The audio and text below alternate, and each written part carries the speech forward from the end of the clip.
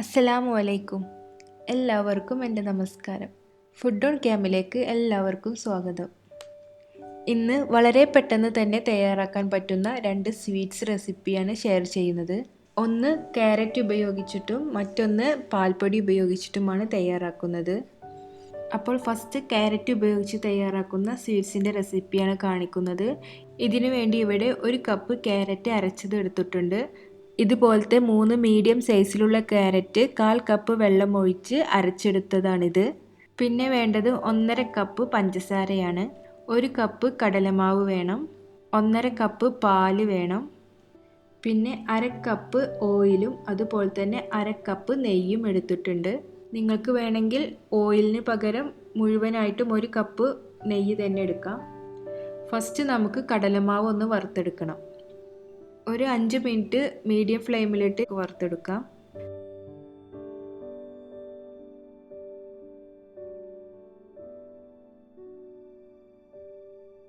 അതിനുശേഷം ചൂടായ പാനിലോട്ട് 1/2 cup oil ഒഴിച്ചു കൊടുക്കാം.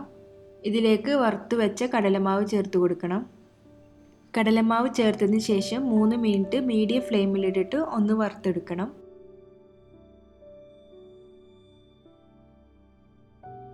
പിന്നെ നമുക്ക് ഇതിലോട്ട് ക്യാരറ്റ് ചേർത്ത് കൊടുത്ത് നല്ല പോലെ ഒന്ന് മിക്സ് ചെയ്തെടുക്കണം.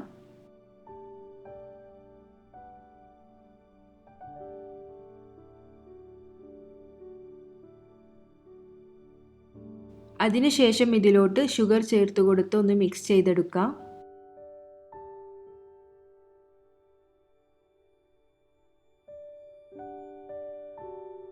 ഷുഗർ എല്ലാം മെൽറ്റായി ഇതുപോലെ തിക്കായി വരുമ്പോൾ നമുക്ക് ഇതിലോട്ട് കുറേശ്ശെ ആയിട്ട് പാല് ചേർത്ത് കൊടുക്കണം. പാലെല്ലാം ചേർത്ത് കഴിഞ്ഞതിന് ശേഷം ലോ ഫ്ലെയിമിലിട്ടിട്ട് നന്നായിട്ടൊന്ന് മിക്സ് ചെയ്യണം.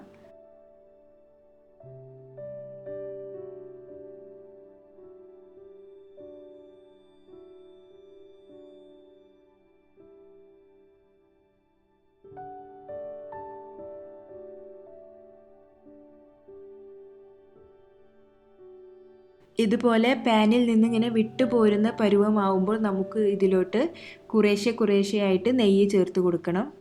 ആദ്യം 2 ടേബിൾ സ്പൂൺ നെയ്യ് ചേർത്ത് കൊടുക്കുക. എന്നിട്ട് ഇതൊരു 3 to 4 മിനിറ്റ്സ് നന്നായിട്ടൊന്ന് മിക്സ് ചെയ്തെടുക്കണം. പിന്നെ വീണ്ടും നെയ്യ് ചേർത്ത് കൊടുക്കുക. വീണ്ടും മിക്സ് ചെയ്യുക.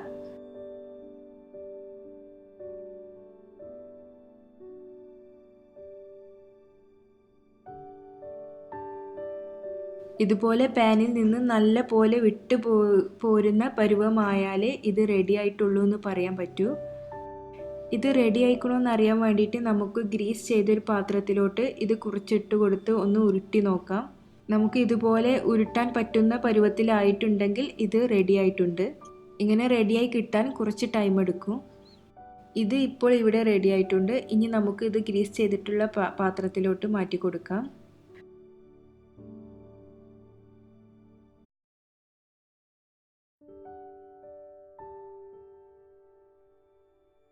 ചൂടോട് കൂടി തന്നെ നമ്മൾ ഇത് ഇഷ്ടമുള്ള ഷേപ്പിലാക്കി എടുക്കണം.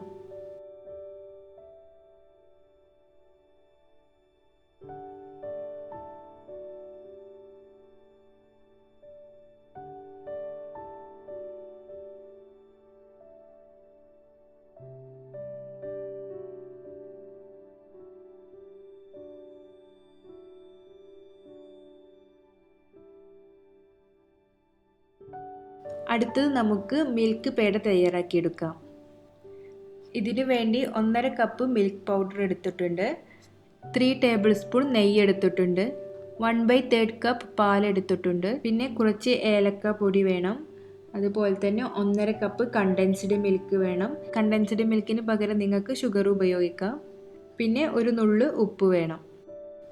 ഫസ്റ്റ് പാൽപ്പൊടിയും പാലും നല്ല പോലെ മിക്സ് ചെയ്തെടുക്കണം. ഒട്ടും കട്ടയില്ലാതെ തന്നെ ഇത് മിക്സ് ചെയ്തെടുക്കണം.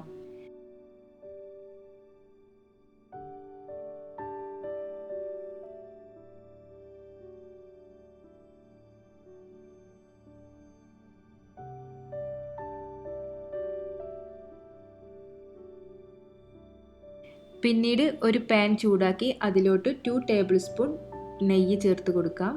ഇതിലേക്ക് കണ്ടൻസ്ഡ് മിൽക്ക് ചേർത്ത് കൊടുക്കണം.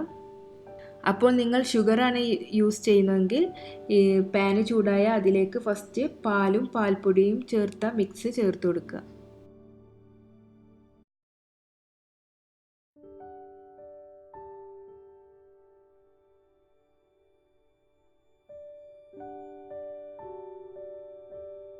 കണ്ടൻസ്ഡ് മിൽക്ക് ചെറുതായിട്ടൊന്ന് ചൂടായി കഴിഞ്ഞാൽ നമുക്ക് ഇതിലോട്ട് പാൽപ്പൊടിയും പാലും ചേർത്ത മിക്സ് ചേർത്ത് കൊടുക്കാം. നല്ല പോലെ ഒന്ന് മിക്സ് ചെയ്തെടുക്കണം.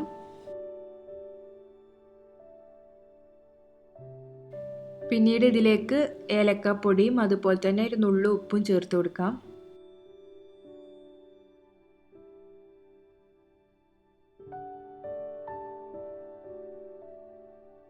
നല്ല പോലെ മിക്സ് ചെയ്യണം. ഇത് പാനിൽ നിന്ന് വിട്ടുപോരുന്ന പരുവത്തിലായി കിട്ടണം.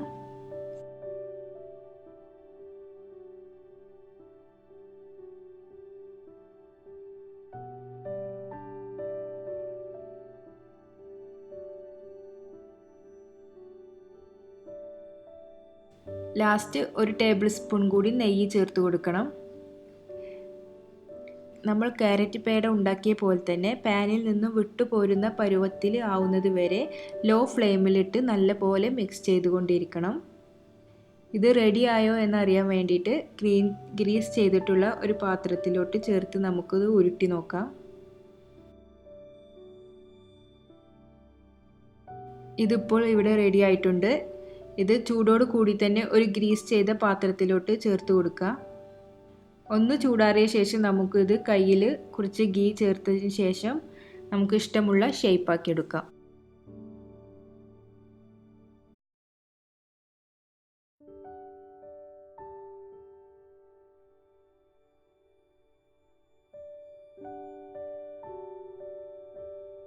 അപ്പോൾ നമ്മുടെ 2 പേടയും ഇവിടെ റെഡി ആയിട്ടുണ്ട്. ഒന്ന് ക്യാരറ്റ് പേടയും അതുപോലെ തന്നെ മിൽക്ക് പേടയും. നെയ്യിൻ്റെ അളവും അതുപോലെ തന്നെ മധുരത്തിൻ്റെ അളവൊക്കെ നിങ്ങൾക്ക് ഇഷ്ടമുള്ളതുപോലെ കൂട്ടുകയും കുറയ്ക്കുകയും ഒക്കെ ചെയ്യാം. എല്ലാവരും ഇതൊന്ന് തയ്യാറാക്കി നോക്കണം. അപ്പോൾ എൻ്റെ ഈ റെസിപ്പി ഇഷ്ടമായെങ്കിൽ എൻ്റെ ചാനൽ സബ്സ്ക്രൈബ് ചെയ്യുക. വീണ്ടും പുതിയ റെസിപ്പിയുമായി വരാം. ഇൻഷാ അല്ലാഹ്. അസ്സലാമു അലൈക്കും.